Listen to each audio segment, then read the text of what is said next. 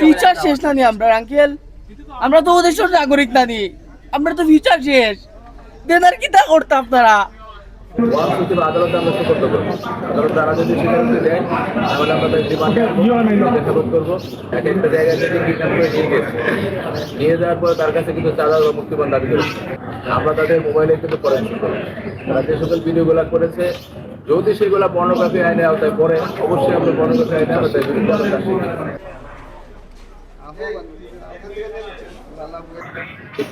সরকার বাদী হয়ে কোতোয়ালি থানায় একটি মামলা রুজু করেছেন। কোতোয়ালি থানা মামলা নাম্বার 18। এই মামলায় 10 জন এজাহার নামে আসামি এবং আপনার অজ্ঞাতনামা 4-5 জন আসামি রয়েছে। একই ঘটনায় ওই ভিক্টিমের ঘটনা এখানে বর্ণনা করা হয়েছে এবং আমরা তাকে গুরুত্বপূর্ণ সাক্ষী হিসেবে প্রবাসী ভিক্টিম তাকে আমরা নিয়ে আসবো।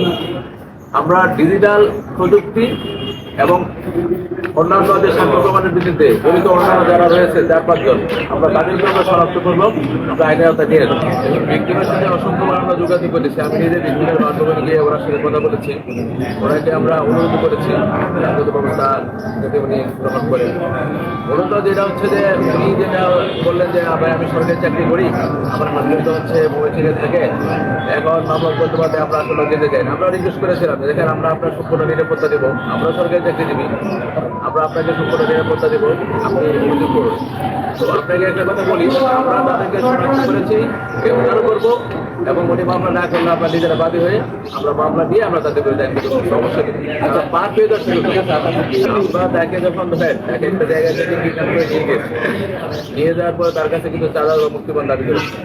থানার সাথে কিন্তু অসঙ্গতি নাই, তার মতন পথ শোধ করেছে করে তাকে কিডন্যাপ করে নিয়ে গেছে। আমরা এখানে এই যারা চাঁদাবাদী যারা কিন্তু তাদের